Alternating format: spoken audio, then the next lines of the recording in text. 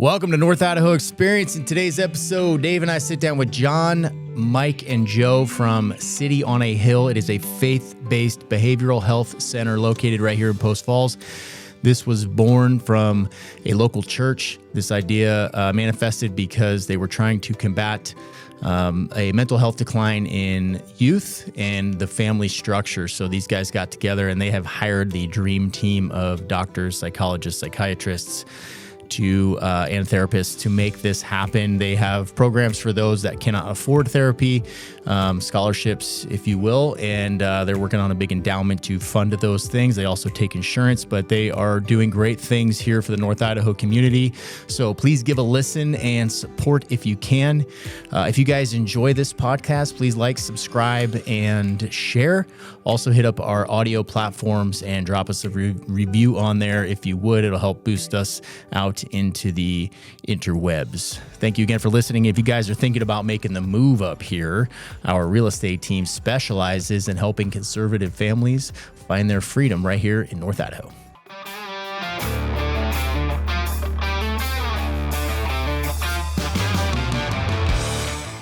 Well, okay, so I've already done the intro. Let me put it out there. I do it afterwards, so you guys, your names are out there, just so you know. Should have warned you that. Dave has no idea. You already did it afterwards. These guys are actually, they're either a male quartet or they are Chippendales dancers. What do you think, Dave? I don't know, dude. I could see you being a Chippendale. Yeah, I could see Chippendales.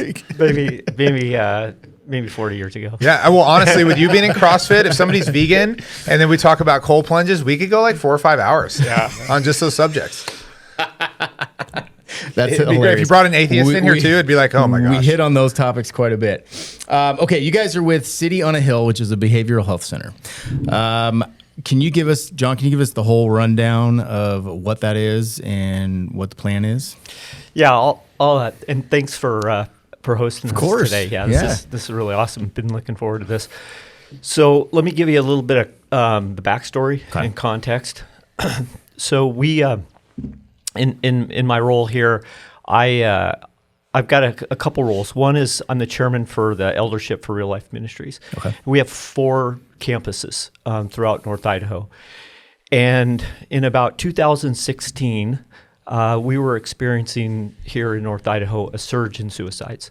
And being a large church in this area, when something bad happens in our community, usually we're involved in some way. We just have a big network of our folks.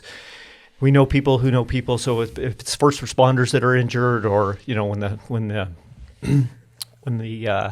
firefighters were killed here this last year, we were involved. So if there's a major event, we're usually involved. So with this surge in the suicides, we started asking questions like, what is going on here? And the numbers, I don't know if you guys are aware of this, but Mike and Joe will probably talk about it, but like Idaho ranks number 5 in suicide in the United States. I've heard that, and I people always try to make the argument. We get nasty comments on our YouTube, of course. I say that a lot.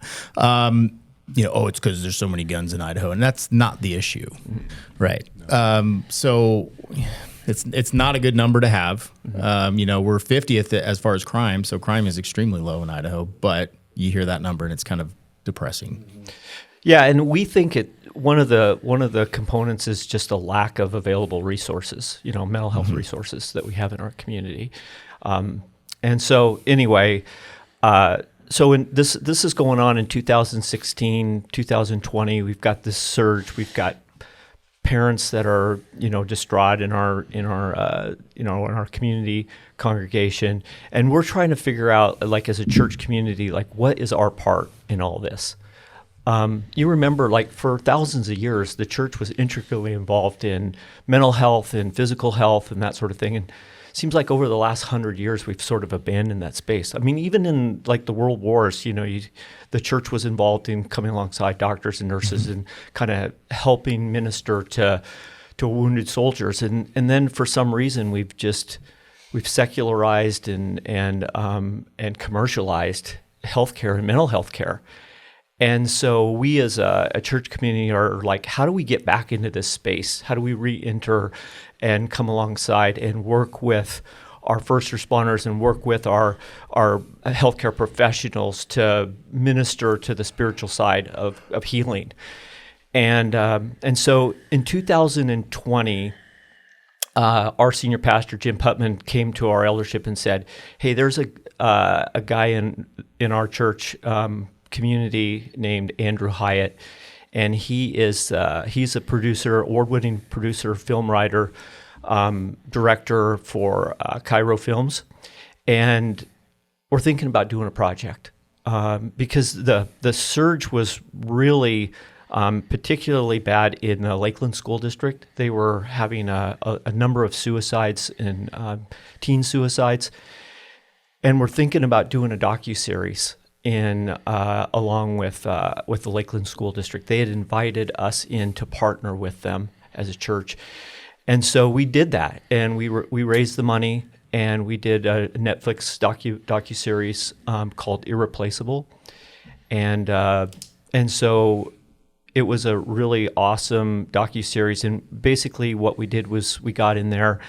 and we met with teachers and students and families just to explore the impact of suicide. Were you seeing a lot of the suicide numbers being youth as opposed to adults? Was that the majority?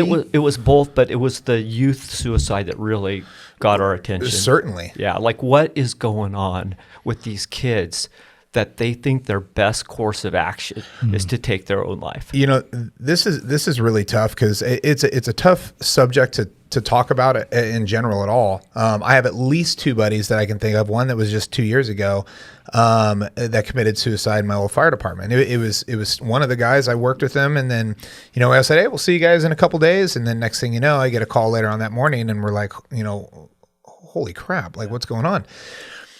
I think for youth too, and you guys may be able to shed light on some of this stuff, but I think for youth in Idaho, the reason I'm like contemplating why is Idaho high is Idaho is a place that I think people my age, we come here and we recognize that we want the quiet, we want to settle down, we want to be, I tell people, closer to God, right? God's country. A lot more outdoor activity, these types of things that are really important to us later in life. But at a young age, adolescents are constantly bombarded with social media. They're constantly bombarded with the comparison of other people's lives. And in Idaho, for general, a lot of kids at that age don't see living out here and hiking in the mountains and going hunting as like, man, this is it. They see all the social media, the cars, the cities, they see all these things, and we all know that is such a small fraction, right? But I can imagine what it's like to live up here and grow up here, and all you know is this life, and you're watching all these other kids doing these ridiculous things all across the country, and the TikTok and the Instagram and everything. So I just wonder myself, and I don't know if that's something that you guys talk about at all, is kind of that influence. Well, we can talk more about it. Absolutely. Yeah, for sure. I've thought a lot about this, and Mike and Joe will talk more from the clinical perspective. But no doubt, social media is amplifying and influencing this. I think back to my own childhood when I was in high school. When you did stupid things. Usually the half-life of it was a day or two, and now when you do stupid things, it's memorialized like forever. Yeah. So, some of the decisions, middle schoolers and high schoolers, we don't make super awesome decisions. And again, when the half-life is short, people forget about it. We laugh it off and everything, but now it becomes like memorialized on digital, and you get exposed to it over and over and over again. And I can see how, whether it's exposing yourself, taking pictures of yourself, like all that stuff, we didn't struggle with. We didn't have that technology and everything. Even a fight, after school, 3:05 after school, you mix it up a little bit, you get your butt kicked, everybody laughs at you for a couple of days, and then it's gone. It's forgotten. Now it becomes captured, and you get to relive that every single day. Where I think we see that really affects people, especially is sexually. Yeah. Right. You get a young girl that decides she's going to send a photo she shouldn't to her boyfriend, and next thing you know, it's out there online. She sees it. Other people see it. They look at her differently. And a lot of times I think of females for that, right? Because I think they're the ones that have a tendency, to have that thing happen and be looked at in a negative way. And so you're right. When you said memorialize it, that's kind of hit me that's really rough for kids this age when they do stuff. Is there, with the teen suicide, is there one demographic that's more at risk than another? Do you want to handle that? Go ahead. So basically, I would say probably it's pretty equal across the board. Okay. But the way it's manifested is a lot different. I'd say between males and females, males tend to be a little more isolative in how they, talk or reach out. Girls tend to be more out there. And so I think the response to things tend to be a little bit different. And that's one of the biggest issues, especially in Idaho, is, there's that feel out here of everyone's independent. You kind of pull your bootstraps up and you do your work. And I would even say, as far as to the point of social media, when kids are dealing with the day-to-day struggles that they're having, they identify and throw their identity into that social media. And so they don't learn to do basic things like problem solving and when they deal with conflict and that sort of thing, they aren't practicing those skills that we kind of grew up just naturally having the ability to do, because we interacted with people. We didn't interact with the phone. And so they belong to these artificial social outlets, and they think that that's all real. And when they start getting that negative feedback, they lose their identity. Their identity is all wrapped up in that. And so that's when you get those spikes in mental health issues, and then even suicide. So but I would say it's probably pretty much across the board. I'd say probably a little bit more on the male side. Oh, interesting. Yeah. I thought with the pictures, I feel like the females would be more susceptible to negative bullying. If they send a picture of themselves out there, that would make me think that. Yeah. One of the differences that you see, and it's both at the adult level and with teens, is that females tend to attempt more and males are more lethal. And so while there's not a huge delta between the rates that they attempt, it is a little bit more on the female side, but you see men and boys, when they make an attempt, completion. The completion is a little bit more, but yeah, I think a lot of people, and I hate to use this term, right, because it's such a derogatory term, but the cry for help. Mm-hmm. You get a lot of people. I was a medic for years, and you get people that would they'd cut and everything else, and they knew what they were doing, and they would admit it. And it did have a tendency to be a lot more female. And I think it's a lot that it's just an emotional state for a lot of female to want to be wanted by somebody and want to have that comfort. And if that brings somebody to them that way, then they do it, which is unfortunate. But yeah. To your earlier comment about social media, I really believe that that's true. And I think one of the issues with social media is that all of us have an ideal self and a perceived real self, and then the actual self, right? And our perceived self is never going to catch up with the ideal self, because even when it starts to, we just push that ideal self further out there. Yeah. But one of the things that you see social media doing is creating a bigger gap between that ideal self and that perceived real self, because we're consuming so much information about what we should look like and how fit we should be and how much money we should have and what we should drive and on and on and on.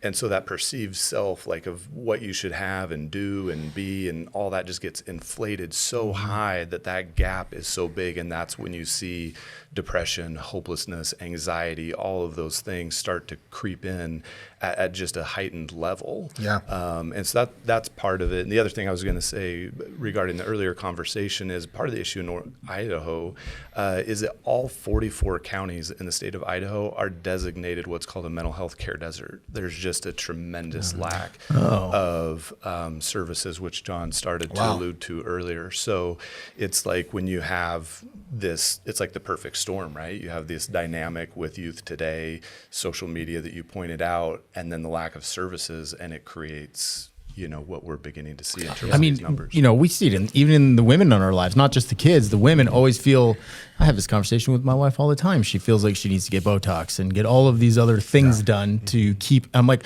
I don't care what your eyelashes look like. She's like, I'm not doing it for you. I'm like, well, then why are you doing it? You're doing it for the other women in your life. It's like a weird negative feedback loop. I wish they would all just stop. It's a bummer because, when you talk about, since you guys come, faith background and everything else, I always tell people like, I've got to do quite a few weddings, which have been awesome, man. I love, I got asked by one of my buddies about 3 years ago, he said, would you marry us? I'm like, let's go. And that spiraled. Next thing you know, I'd done a bunch that year, right? Sorry. Just put on the floor. This phone out of here.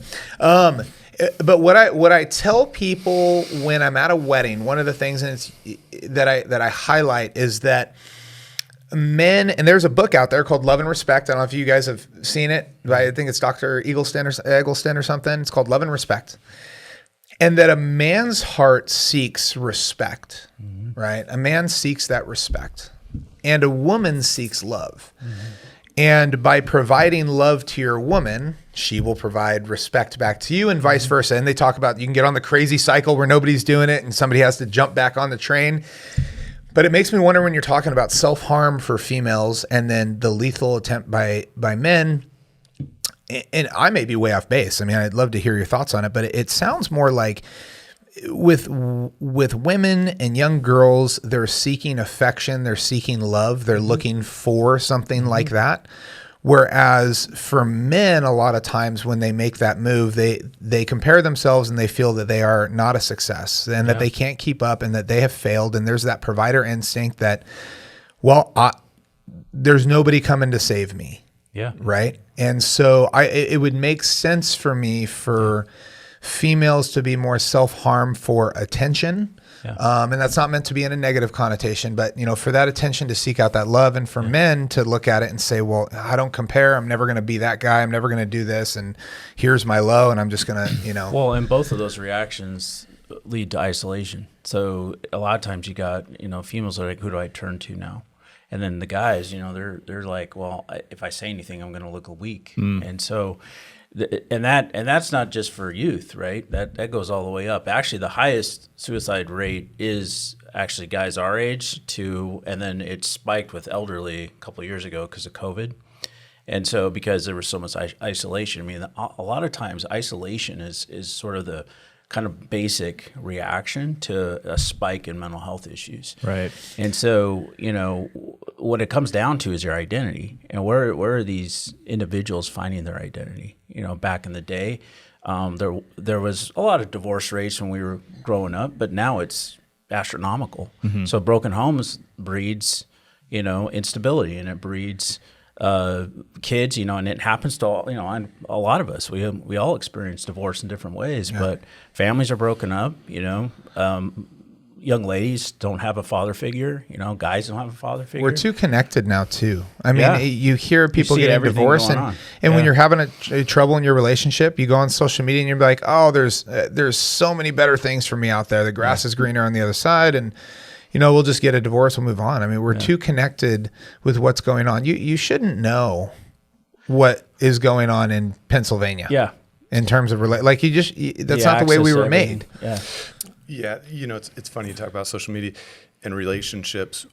I've been doing this for almost 25 years. And one of the biggest contributors to divorce in the last 10, 15 years is Facebook. It's the amount of people reconnecting with past partners on Facebook or just other people on Facebook. And it's like, rather than investing in the relationship you're in, how can we right this ship, get things going in the right direction? We're like, no, I'm just going to move on. And there's just this easy connection. I think, the other interesting piece about social media, and there's studies that have shown this, is while we're more connected in a lot of ways, we're actually more disconnected in a lot of ways. There's more interacting behind a screen, but in terms of sitting down with somebody and having a drink, having dinner, going out and doing some hiking, hunting, that sort of thing, there's actually less of that. And so that connection, that isolation piece that Mike was speaking to. And I think, in the veteran and first responder community too, because I was never active duty, but I spent 6 years working with the Army and then have worked at a couple different VAs for a number of years. One of my favorite podcasts I've listened to was DJ Shipley with Sean Ryan. I don't know if you've ever listened to that, but DJ Shipley, who was a Teams guy, was talking about how he came back and life was falling apart. And everybody around him, all his buddies, his brothers, who he was so close with, kind of reached out, how you doing, that kind of thing. But it wasn't until years later, they're all at this retreat in Texas and all their lives are falling apart. And he starts putting together the timeline and seeing that their lives were falling apart at the same time. But no one said anything to him about that. Right. And he talks about getting angry in this group with his brothers, and he stands up and he says, "Where were you? Why weren't you saying anything when I was sitting here suffering and you knew I was suffering and you didn't say anything?" It's like that social media created illusion. We got to have it all together. And I think, that so often, especially in the military community, not wanting to be seen as weak or have those issues. And so we hide it. And I think addressing the mental health issue in large part is coming out of that isolation, understanding that we all deal with these issues. It's, when I was talking with guys at the VA, it's like when those things that you experience when you're downrange, it's perfectly normal to have those reactions to something very abnormal. Having talked with thousands of veterans, they say the military can prepare you really well to do your job, but they don't prepare you for a number of those things that you see. I think that loss of identity is probably the hugest thing. I mean, correct me if I'm wrong, but suicide is the number one cause of death for cops. Other than they're dying more by suicide than by violence, which is crazy. Yeah. And I think some of that, getting out of the career is tough. Dave and I have both gotten out, and it's a hard transition. We talk to guys all the time that are getting out, just retired or moving on to something else, and they struggle with that transition enough so that they'll reach out to us who we don't know them and talk to us about it. Well, it's even just the normal, even the normal. When I was a police officer up here, I had people constantly call me for advice on things, right? I mean, every now and then people still do, but it was 3 months after I retired and I was in church, and they did hey, can we have all of our public safety men and women stand up? It was a few weeks after I stepped out. And my wife's like, "Stand up." And I looked at her and I'm like, "It's not me." And I sat there and I'm clapping, looking at everybody going, "What am I?" And that over half your life, right? Yeah. In that what field. am I? Yeah. Like, I'm like, this isn't me anymore. Like, I'm not that, I don't have it. I didn't know what it was. I mean, luckily, I have a good crew, good people, and that's one of the reasons why we all come together. But that is hard. People leave that stuff, and I give department shit on it because I'm like, you got all this mental health stuff for all the guys and gals that are here. But then when they retire after 30 years, you do a little thing, you get a cake, you give them their gun and their badge, you shake their hand, say, "Man, you were awesome," and then they leave, and then guess what? Nothing. Yeah. They go out and they don't know who their friends are. They don't know who's around. I'm like, I wish that there was a ride-along program for a year. You left, and within a year, we want you back, once a month to come and do a ride-out. Yeah. Come to briefing. You're going to get that. Just come sit and brief. You're going to get a lot of shit for that, right? Well, it's confidential information. You know what? I don't care anymore. I just don't care. It's stupid. I've been to briefings. They're dumb. Half the stuff we say in there isn't even important. Yeah. So, but it's that type of stuff. We lose that. Well, and that's one of the reasons why we started the clinic is because from us, from a faith standpoint, it is helping people go and find their identity. What are they wrapping their identity in? Our jobs are great, but they end at some point. Yeah. Material items, those things you can't ever, feel satisfied with. I got this great boat. No, okay, great. And I kind of lost interest in it. And so what are you filling your life up with that gives you that identity? And that's a huge focus of what we do in therapy. And we want to have people have access so they can find that identity. For us as believers, we believe that's in Christ. That's in God. Having good families, having healthy relationships. How do you interact and have those experiences? So many more, as we were talking about.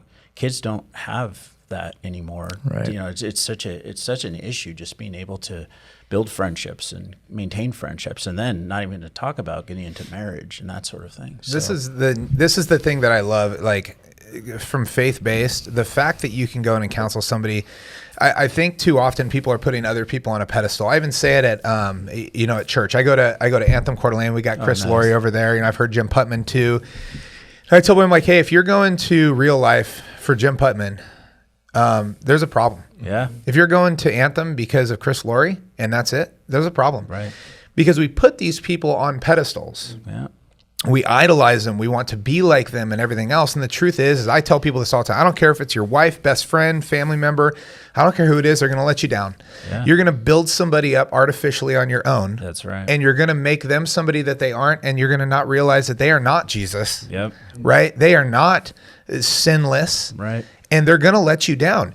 How many pastors have been involved in child porn? Yep. And marriage issues, right? Yep. And gotten divorced and because like all these things, like those are people that have so much pressure put on them and they're not perfect and they fall. Yeah. And then people want to turn and say, well, that's why I'm not a Christian. That's why I don't go to church. Well, you're going for the wrong reasons. Yeah. And so I love the fact that therapy can bring things back and say, look, when you're comparing yourself and trying to find your joy in a professional athlete, there's nothing wrong with looking at David Goggins and be like, this guy's awesome. Yeah. Like, I want to have some of those values. People you look up to, But when he's the guy that you're building a statue to, right? That's idolatry, right? Yeah, 100%. Yeah, and even what Joe was saying about even that ideal image of yourself, that becomes idolatry too, because you can't ever attain it. Yeah. Right. That's what I want to be. And yeah, I can never. I want to be you. I can never be him. That cool. Yeah. Yeah. So chasing after that constantly is part of the reason why we exist is really, and the other thing that John was talking about is access. In our community, we have some great resources. I mean, we really do. We have some great providers. We just don't have enough of them. Right. And my history was I worked for the Department of Health and Welfare for 20 years and in behavioral health. And I got the privilege to work with first responders and do training on mental health and crisis intervention. So crisis intervention is a huge passion of mine, and it's one of our missions.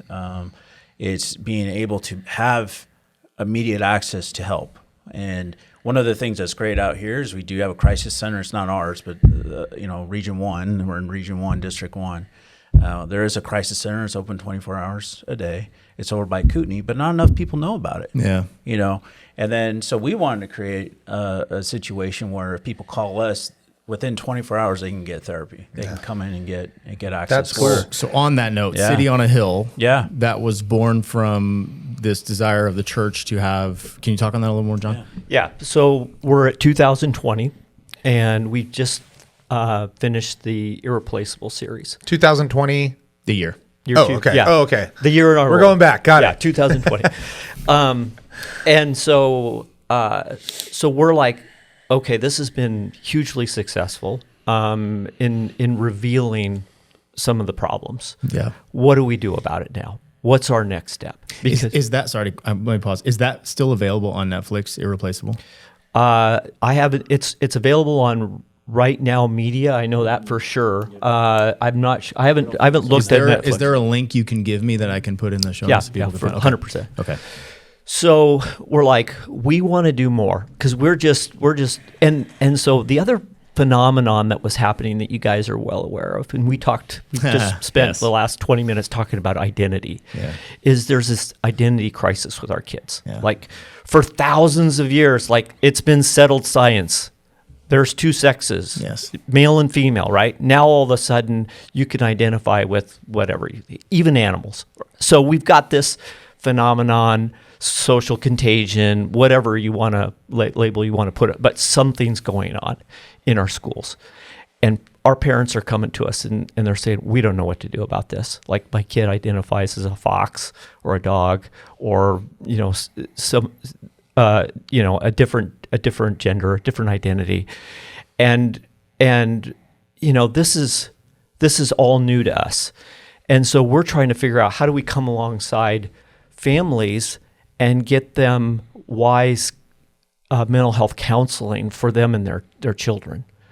And so, we have some awesome, as Mike said, we have awesome mental health providers in our community, but the professional organizations have changed so much that they're not able to integrate their faith necessarily with their practice, and they're being asked to affirm things that have not been a thing for thousands of years. And so we're dealing with this head on in our church right now. And so we're praying about, okay, what's our part? And again, entering back into this space of mental health as a church community. And then how do we do it so that it's scalable? Because that's the thing. If we just, do something and hire 4 or 5 providers, like, we're not going to move the needle on this in North Idaho. And I'm going to let Mike and Joe unpack this a little bit more. I'm just doing the setup part. But we thought, okay, let's launch our own mental health behavioral health center. But this is just not going to serve our community, but we want to be able to come alongside the local church, not just Real Life Ministries, but the local church, to actually provide a resource for our local community as well. And Mike and Joe will talk about how we're, our vision for how we're going to do that. But anyway, we formed a nonprofit last year, 2024, City on a Hill. And then we formed a board of directors, and we started looking for it. Actually, Mike was the president of our board. And so we started looking for a potential executive director. And Joe was a member of our church, and we knew that he was a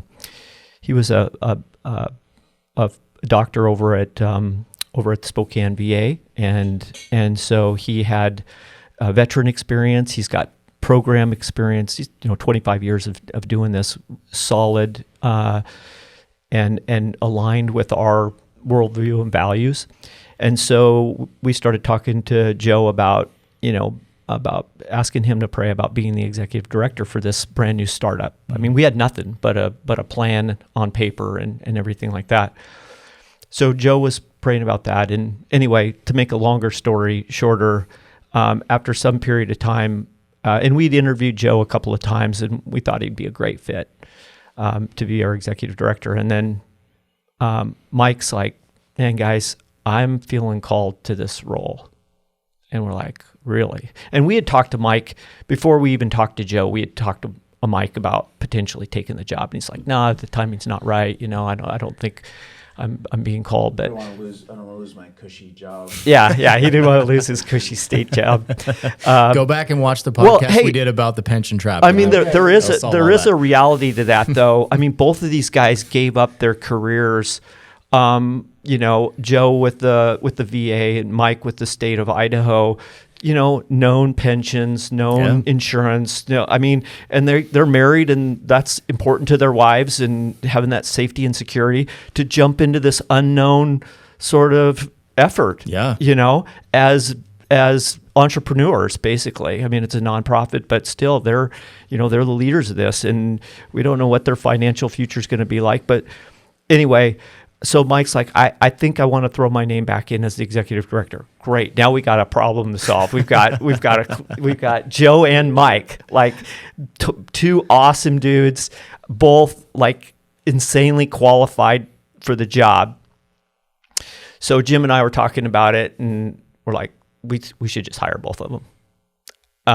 And so anyway, so Mike was our executive director, but Joe is our clinical director, and they co-lead this organization. Where does the name City on a Hill come from? Well, biblically, we want to be a light. Okay. A city on a hill, we want to be a light in a dark place. That's what I pictured. Okay. Yeah. Yeah.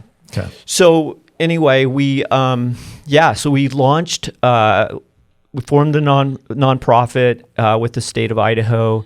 And then we're working towards our 501c3 status at that point. We bring Joe and Mike on as full-time employees. And we got a really generous gift from one of our members of our church to kind of get us launched, which gave us the seed capital to bring these guys on early to start working on the business part before we started, getting any revenue from. So that was hugely helpful for us to get this going. And they started in June, and then we brought Alicia on, who's our office manager, And we were able to bring her on shortly after that. One of the members of our church had this great spot. He owned a building called Cornerstone down in Post Falls near the Walmart there, and he just happened to have this space. Just was super generous with us, allowed us to do kind of a ramp up with respect to renting the facility, did tenant improvements for us to actually take this shell and make it into offices, and just a really cool, inviting space. I just encourage you guys to come by and check it out sometime. But it's just a very warm, encouraging, safe feeling place to come. And then God started just bringing, like, I've been on the eldership for 18 years at Real Life, and I've got privilege to see some incredible things that God's done through the church, but just seeing his hand behind City on a Hill and orchestrating like all of the pieces and just bringing the right people at the right time. And I'm talking about like the people that we have, the clinicians that we have are top level clinicians. We've got a psychiatrist that we just hired. We've got two doctorally prepared psychologists. We've got 2 master clinical licensed clinical social workers. We've got 2 licensed professional counselors, like right out of the gate as a startup. Jeez. Like you don't have that kind. We've got prescriptive authority. We've got the testing, like all that stuff, man. So God has just brought together an incredibly awesome team to launch from. And so anyway, I told these guys, I said, look, I'm going to be there with you guys for the first year just to get you all administratively set up. We got our 501c3 status this summer and everything. And once we get all of our policies and procedures, we set up an endowment. We're setting up an endowment through a company called 10 Capital in Spokane, so that we would have a legacy fund to fund some of the operations, which Mike and Joe will talk about how the endowment will use it as an economic engine to help support the clinic for low or no income, folks. But it's such an exciting project to be in. I don't know if I want to punch out yet. Like this has been so much fun to be part of. Like I'm rethinking. Well, maybe I'll just go another year and see how. No, this is pretty cool. What type of since 2024? Obviously, resources are a little limited right now. You guys are still getting things going. But what kind of numbers are you guys doing right now in terms of seeing people and helping out? And what's it looking like right now? Well, thank you. We officially opened October 13th, and we've had about 150 families come through so far. That's incredible. We're currently serving 122 people, and we get referrals every day. Are most of them believers, non-believers? Is there? Surprisingly, so we're open to the entire public. Yeah.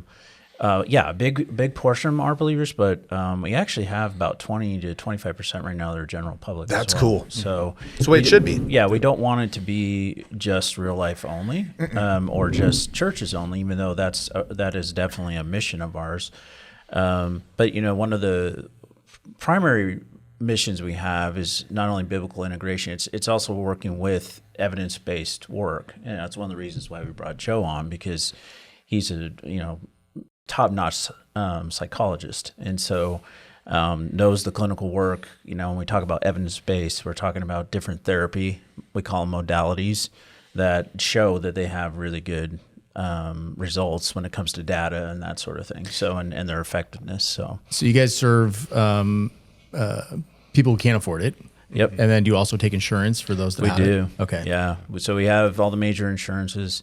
And I'll have Joe talk more about our staff, but in our program. But basically, one of our primary targets, even though we're open to all populations, has been youth and families. That's kind of, and that I would say that is our number one response. Surprisingly, really focused is actually marriage. Marriage is the biggest thing that we're running to, because that affects everything we believe. It affects how healthy the youth are going to be. It affects the individual people who are, in the family unit. Well, kids look at their parents and their relationship and learn how to treat each other and learn how to compromise and learn how to, I mean, 90% of the result on how kids develop is how they've seen their mom and dad. Exactly. I remember hearing somebody say, like, when you come home, pass the kids and go straight to your wife and give her a kiss first, so they know that, this is the priority. That's one of the biggest lies that's out there, is that you always put your kids first, and that is absolutely untrue. Kids crave seeing their parents love on each other, put each other first.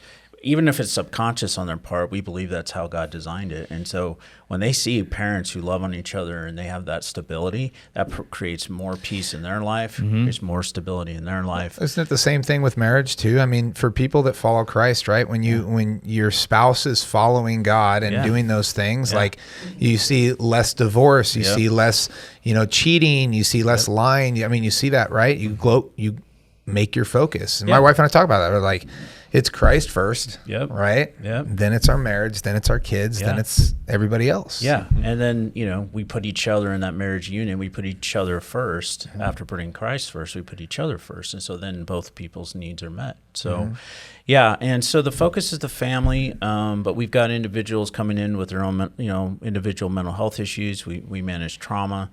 But there's probably not much we can't do. And like John said, we've just been blessed with staff who work with kids as young as 3 or 4 to elderly to all of it. It's just really come together for us.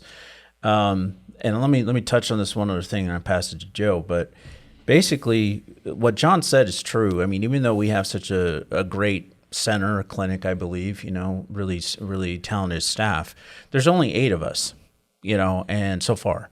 And, we could keep growing, but the idea is to actually build a continuum of care out there where people could have even more access to help. Because not everyone needs that acute sort of outpatient level of treatment that we provide. Some people just need someone to come alongside them and work with them and kind of build almost like a peer support to them. And so one of the other programs we're developing is a mental health coaching program, where you can actually train people who are more at the, bachelor's level, if not even associate's degree level, but they have a passion for working with people and are good interpersonally with others. And our job is going to be to develop that curriculum, and we're going to start with a group of people at Real Life that we can train up, and then we're going to build from there. And the idea is that this continuum of care would be, let's say there's issues with people getting referred in to us and they work with us for maybe 13 to 15 sessions. Well, what typically happens after that? They drop off, they get discharged, but then they don't continue on. So the idea would be that we can hand them off to a mental health coach, and that person can keep walking alongside them and working with them longer term, and can be helping them continue to build or develop those skills that they got out of the outpatient experience. And so you not only have, say, 8 people who can maybe see up to, 25 people a month or a week, but then if you expand to other coaches, now you've just extremely, increased the amount of access you can get for people and get them help. And they don't all have to have master's degrees. We can oversee that, and we can go, hey, if this person's starting to get worse, they can send them back to us. And we have this flow, this continuum of care. And so that's a model that we're wanting to start with at Real Life, but we want to expand to other local churches and be able to teach them as well. That was my next question. I mean, is the intention to have this be a model that can be scaled all across That's correct. the world? Yeah, actually, that's the overall goal, is to take it nationally, maybe even internationally. You want to talk a little bit more about our staff and that program? I don't know that there's a lot more to say. I mean, you covered it pretty well as far as that continuum of care. I mean, as far as our staff goes, we're just very lucky, to have a neuropsychologist. Kootenai Health, largest healthcare, Northern Idaho, doesn't have a neuropsychologist. So to be able to have what is a neuropsychologist? Yeah, great question. So they do more in-depth testing. So for kids who you're questioning, is this ADHD, is it a learning disorder, is it anxiety and depression, and trying to tease that apart? Because quite honestly, one of my pet peeves, I guess, if you will, is the number of kids who are diagnosed with ADHD and thrown on a stimulant medication. And it's not ADHD. It may be a learning disorder. It may be something going on at home. It may be that they're coming and not getting, coming to school hungry. It could be any number of things. So to do a more in-depth testing where we're doing an IQ test, an achievement test to tease apart the learning disorder, where there's something called an integrated visual auditory test that really looks at ADHD, attention, and you kind of put together this full picture of this really in-depth testing, we can get an accurate idea. Okay, yeah, this is ADHD, or no, it's actually something else, and really steer treatment in a much more informed way. So that would be an example of what a neuropsychologist might do, but also with elderly individuals who all of us are going to experience some cognitive decline, and maybe we begin to wonder, gosh, is this some form of dementia, or is this just kind of normal aging? Can tease that apart. So it's just more in-depth testing. Veterans that are coming back have TBI, trying to see really what's going on there, what's not going on there. I know being at the VA, there of course is a neuropsychologist. She's backlogged 9 months. Sometimes longer. So we're really hoping to establish a relationship with the veteran community that we can be a resource for. That's super cool. Yeah, people coming back to be able to, a lot of times if you have had a TBI while you're deployed, to get a baseline so you can monitor it over time too if there's a service-connected claim at some point. And so that they kind of offer that more in-depth testing. And just because I'm dumb, the difference between a psychologist and a psychiatrist. That's a good question. Yeah, great question. So psychologist is a doctorate of clinical psychology, more focused on the assessment that I was just mentioning and therapy. Psychiatry is an MD, so they're doing the prescribing of medication. Oh, okay. Okay. Are you guys getting tied into the local first responder community as well? That's our plan. Okay. We historically have been, like I used to train a lot of first responders in what they called CIT, Crisis Intervention Team. I was on CISM, and yeah. I don't know if you were on any of those. No, I just was at them. I took care. Yeah, I took care of guys. Yeah. So I mean, they exist, and Coeur d'Alene PD, the foundation is actually doing a good job. My ears hurt. Freaking, they're tearing off. Weak ears. I have weak ears. Coeur d'Alene PD, the foundation. We got multiple foundations up here. In fact, these bracelets that I gave you guys have the red and blue stripe on them, and we're actually going to eventually start selling these for $20 or $25. Nice. And all the profit from them is going to go to those foundations, and we're going to find ways to continually do that. Great. But the at first they were all kind of working towards the same stuff. Mm-hmm. Now they've kind of selected their primary thing, and I know at least for a while the Coeur d'Alene Police Foundation. Mm-hmm. Theirs is really working on mental health. Yeah. And they've done a great job. They don't just work with just guys from Coeur d'Alene PD. They work from officers and first responders, anybody in the area. Yeah. And it's a no questions. Like if you need to go, there's nobody knows. The departments don't know if you're getting treated anything else. And they've done a great job with that, getting a lot of people, a lot of help and stuff like that. So they'd be a great contact for you. Yeah, as well. and I have an old relationship with pretty much all the local PDs. So we started CIT in this area. I was able to get it launched in Kootenai County probably about 8-9 years ago. Nice. And so we led about 2 or 3 times a year week-long academies on crisis intervention. So at Sitting on a Hill, we want to continue some level of any support we can provide. I think one of the things that, again, is one of our main priorities is, like I mentioned, is access. Mm-hmm. So getting people and families in quickly and as much as affordably as possible.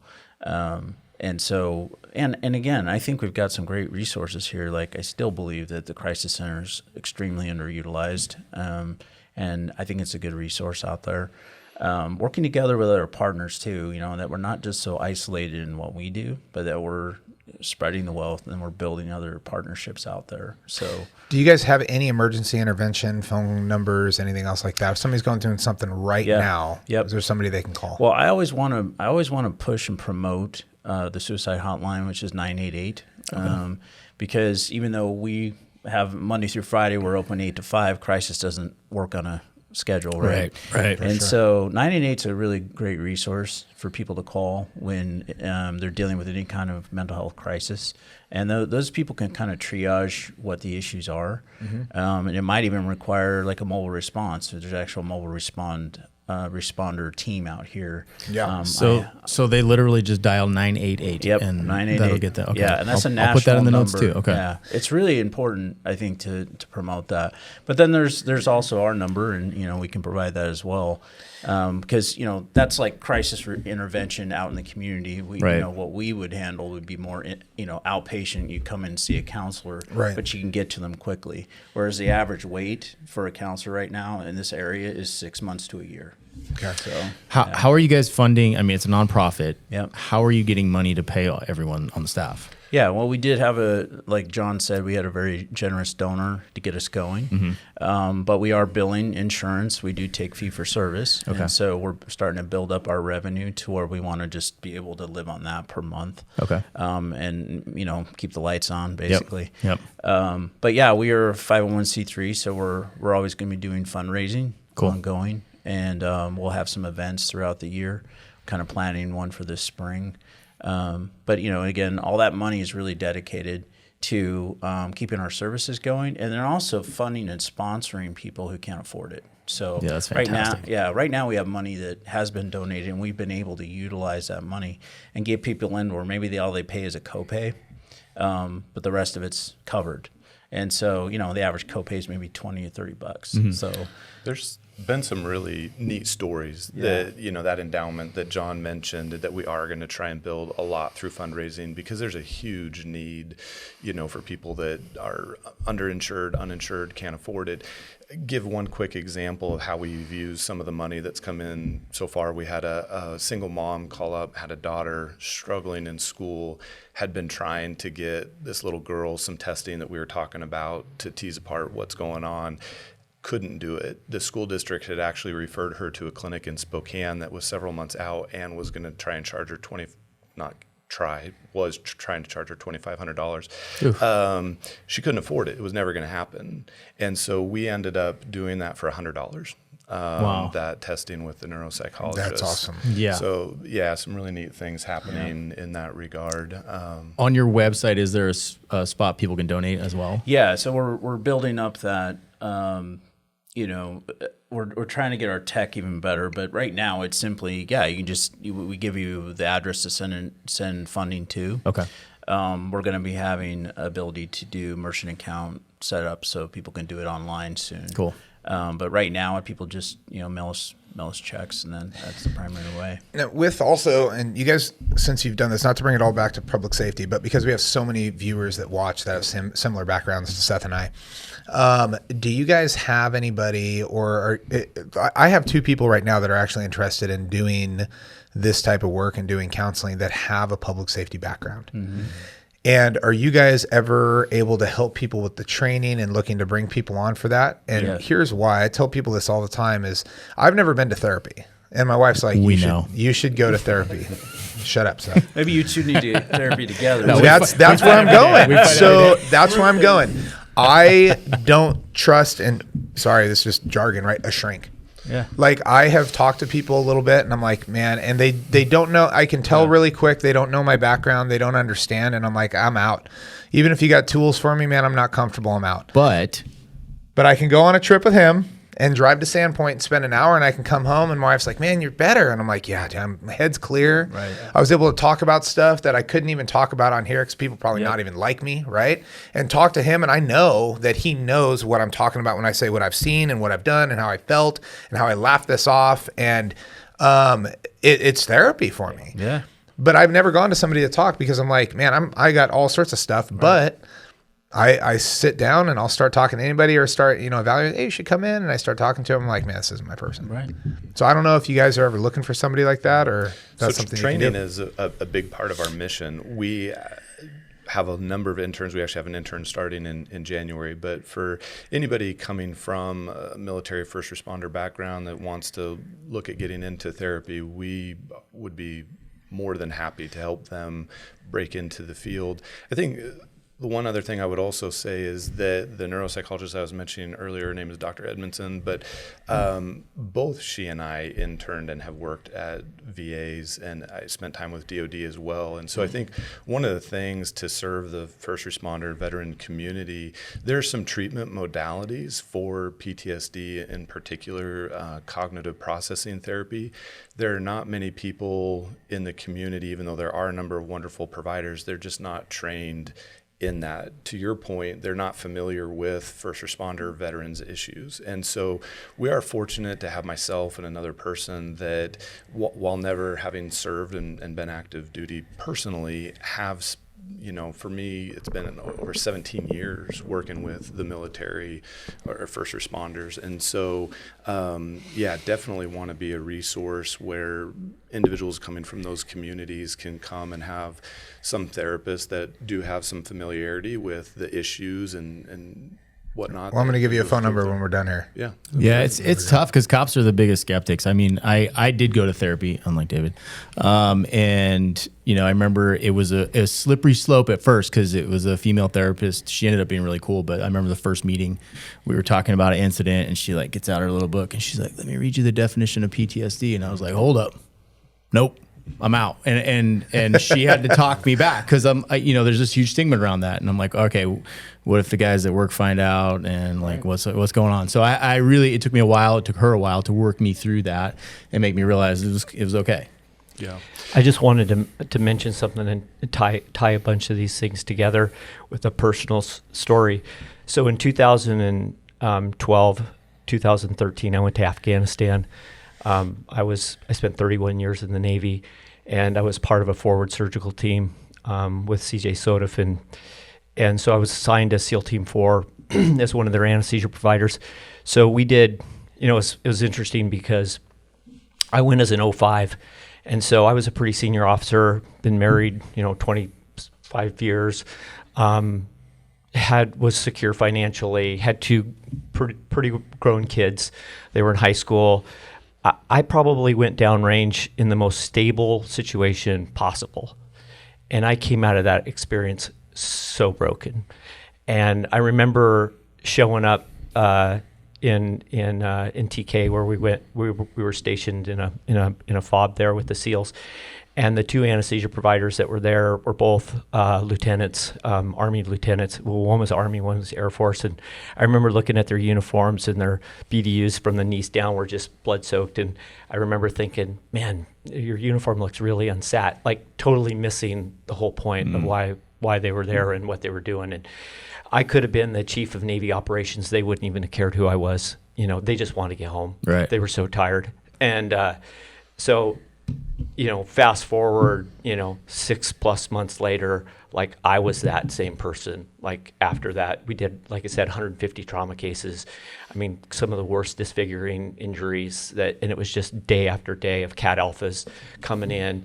And there's something about seeing a person on your table or on the ground where you're working that's wearing the same uniform as you two, right? There's a difference between that and, Joe Schmo civilian. Yeah. You can shut that off better.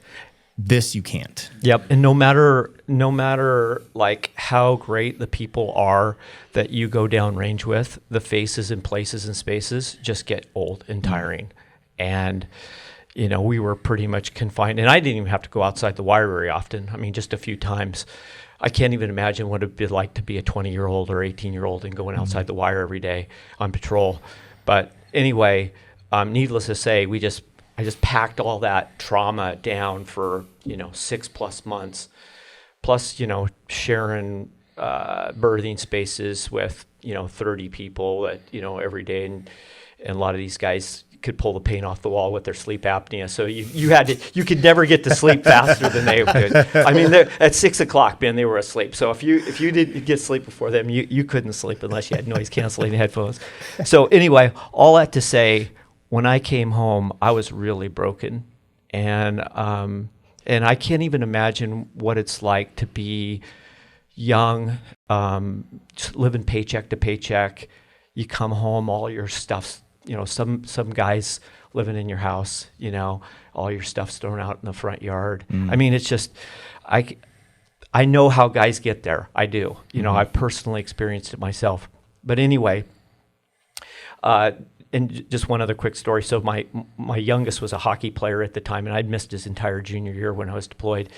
And when I came back, my wife said, hey, would you like to go with Thatcher to they're doing a team building thing in Canada, and it'd be great if you could go and spend some time with him. And I said, yeah, I'd love to do that. So anyway, a week before we get ready to go, she says, okay, I've got 7 rooms. There's 5 rooms for the boys, 4 to a room, and there's 1 room for the 2 coaches, and then 1 room for you and David.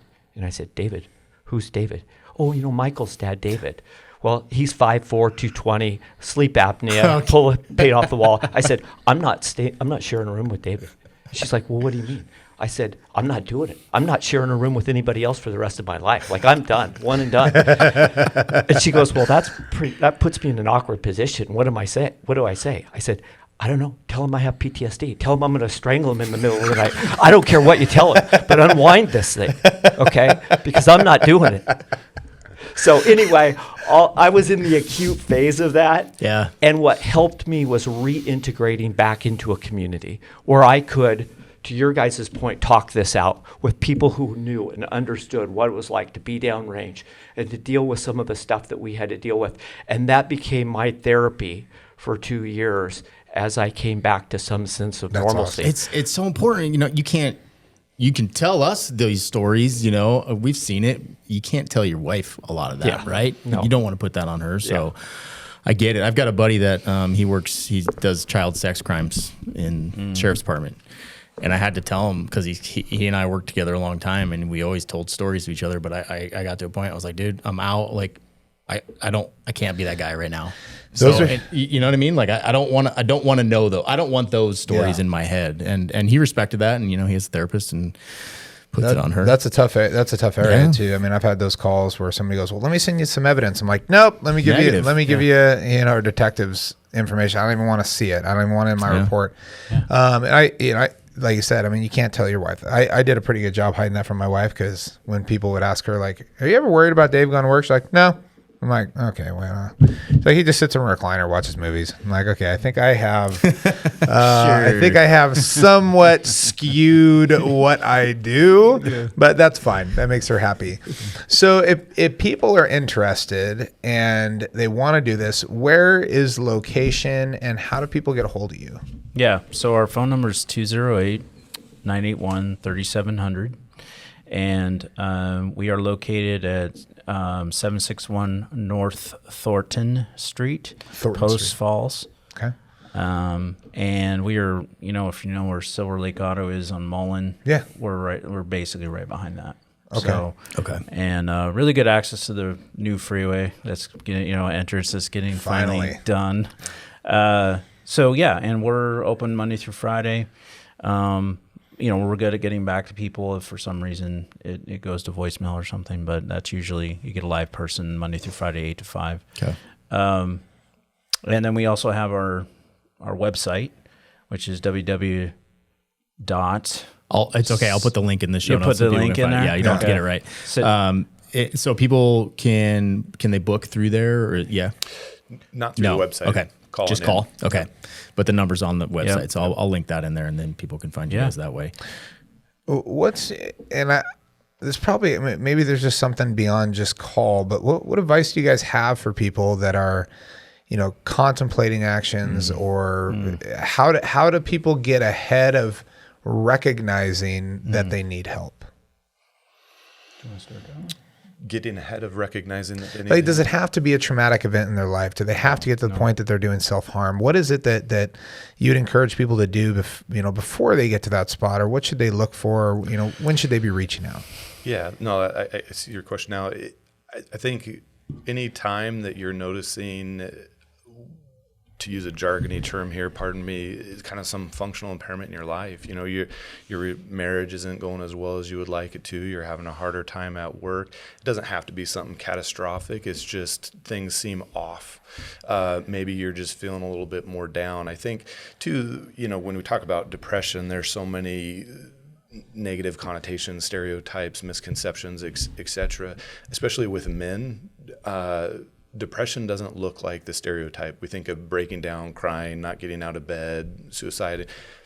Actually, most of the time, depression in men is just kind of feeling blah, feeling numb, feeling just kind of blue, just kind of feeling like pulling back, disengaging. When you get to that point, I think reaching out, even when you're approaching that point, reaching out, and I said this earlier, but I'll say it again, with so many things we go through in life, it's an entirely normal response to abnormal circumstances, and that doesn't have to be something traumatic. Sometimes just the pressures of life add up, and it's helpful to have somebody to talk to that's not a family member, that's just kind of an objective, neutral person that has some training that is, I think, we are all believers. That makes a difference too, I believe. And so, I think reaching out anytime notice that change in emotion and are noticing some things in your life. Okay. What are some of the objections that you hear, like, I was going to call, but I think that might've been like what you're getting at. Like why are, you know what I mean? I know, like, from the first responder side, guys are worried about people finding out at work. I mean, what would you tell somebody that's in that position where they're concerned about something to cross that line and make the call? I think that the biggest barrier is the lies that they tell themselves about it, what it means about them, that it's some failure, that it's some weakness, that it's most of the time it's just, I'll figure this out on my own. It will eventually be okay. And that might be true. Maybe you do. But I think there's also a lot of times where it doesn't come back around, or there's damage that happens while you're waiting, while you're trying to figure it out. A marriage continues to fall apart. And so, and I'll tell people all the time, it doesn't hurt to have a conversation. Just because you come once doesn't commit you to coming back. Like, come see if it's for you. Maybe it's not. Maybe it's not for everybody. And it's like I say to people all the time too, we have a lot of different therapists. We have men, we have women, we have, all different backgrounds. I'm not everybody's cup of tea. You might come and meet with me, that guy's not for me, right? But we'll connect you with somebody else, or vice versa. And so a conversation never hurt anybody, just reaching out and starting it. Very cool. Very cool. Awesome. Yeah, I appreciate you guys coming out. I'm really excited about what you're doing for the community.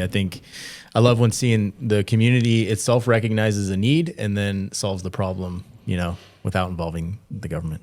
Yeah. Yeah, we left the government, so we're good. Yeah. I'd say, man, you just get me going. You want to slow things down, make them expensive, make them dysfunctional, just get the government involved. Yeah. That's perfect. Way to waste money. Yeah. Awesome. We appreciate you guys. Thank you so much. Thank you. All the contact info will be in the show notes. So, we'll be easy to find for people if they need it. Great. Cool. Thank you guys. Thank you. Yep. Thanks, guys.